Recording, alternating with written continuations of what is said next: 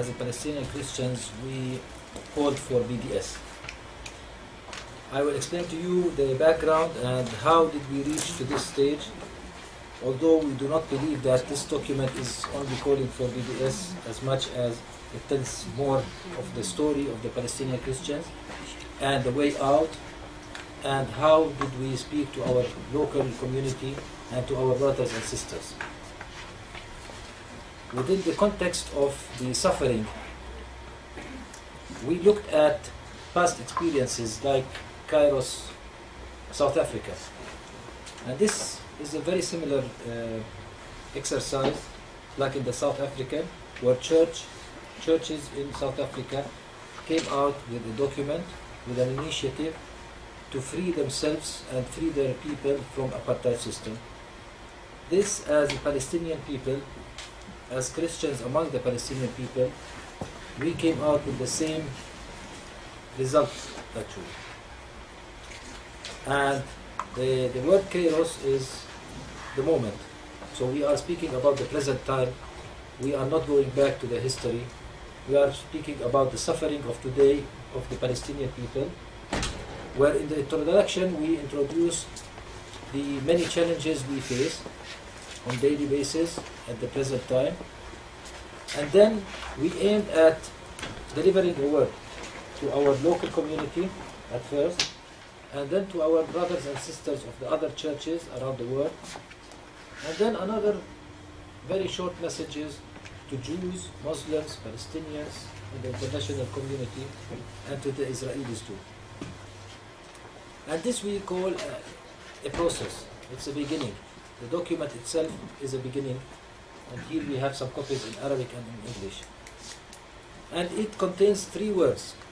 A word of faith, which I will not mention here and I will not discuss because this is not our issue.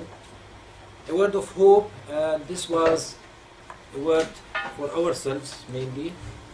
But the most important and the controversial issue was in our word of love, and we called it our word of love and resistance.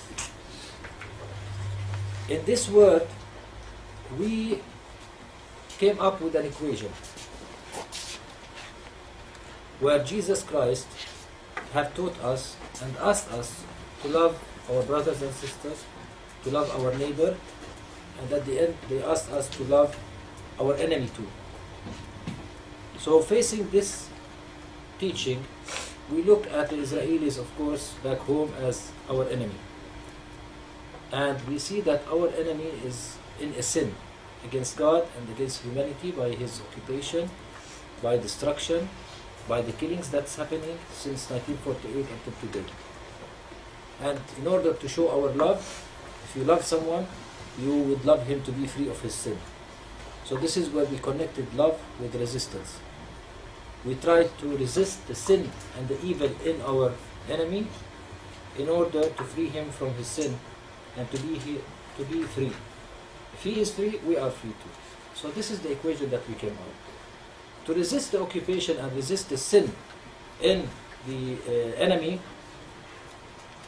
we of course could not choose a violent mean or any violent mean, because it's not in our faith, it's not in our religion. So we chose the non-violent means, and we called it the creative means. And here we encouraged and we supported and we believed in the results that BDS can make. And actually we went a little bit maybe further, and we said that a full system of sanctions should have been implemented on Israel long time ago. Since its early days of occupation, this system of sanctions should have taken place, and it is very much overdue. This is where we call on our brothers and sisters abroad in the other churches to go for boycott. First personally as an individual, as a brother and sister, then convincing their churches, and the churches to convince their governments. This is how we see it. This controversial issue made this document very famous. Like one Swedish journalist was discussing this with her father, who is my colleague at work. that if this document did not contain the call for BDS, it would have been a good document and everybody would have adopted it. But his daughter, who is a young journalist, said if this did not have BDS call, this would meant nothing for everybody. It would have been another document. The most important thing about this document is that it is a unified document.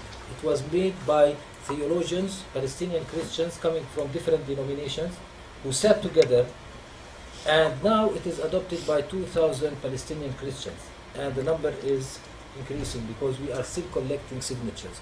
We want all Palestinian Christians to believe and to be behind this. Of course, it has another 1,700 supporters, international supporters, even Muslims and even Jews. Today, these controversial issues in this document are being discussed on a Jewish level too. Although the Jews and the Israelis at first did not really care about the document, and they thought that it will die very soon in 1 or 2 months like any other document. But now we heard some voices from outside Israel and Palestine, and we have been charged by naming us anti-Semitic with this document. But on the other hand, there has been some dialogue inside Israel and Palestine with rabbis and with intellectuals and academics from Hartman Institute, where we are discussing every bit of this document. So it was open for discussion, open for dialogue, open for understanding. And to my surprise, many controversial issues that we thought it was controversial to them, it was never discussed. For example, Jerusalem. Jerusalem was never the issue of disagreement in this document. Although we are asking for a shared Jerusalem and open for Jerusalem for everybody, this was not discussed. Even BDS, it was not taken seriously by the rabbis.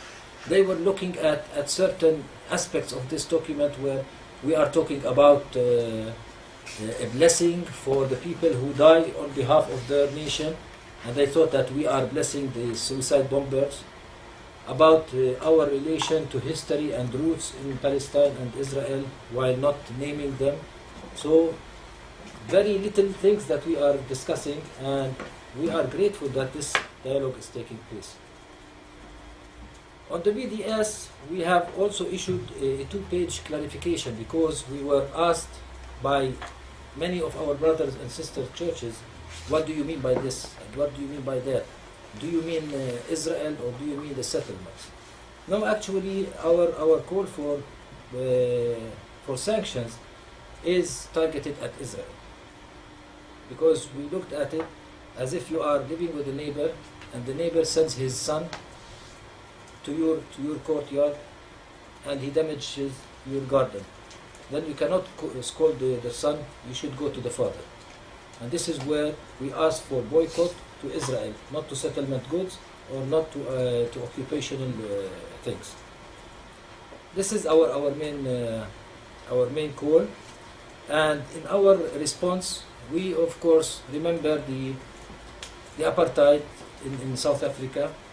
Of course, when you go out with such a document, you will have negative responses at first, and this happened. With Martin Luther King, it happened also the same. And now we are sticking into it. We are glad that we are here today with you and connecting with you. We are trying to connect and make awareness in our communities and in our churches and outside, because we believe that BDS is the way out. If we pressure the private sector in Israel, if we pressure the middle class in Israel, the change will come from inside Israel. Thank you.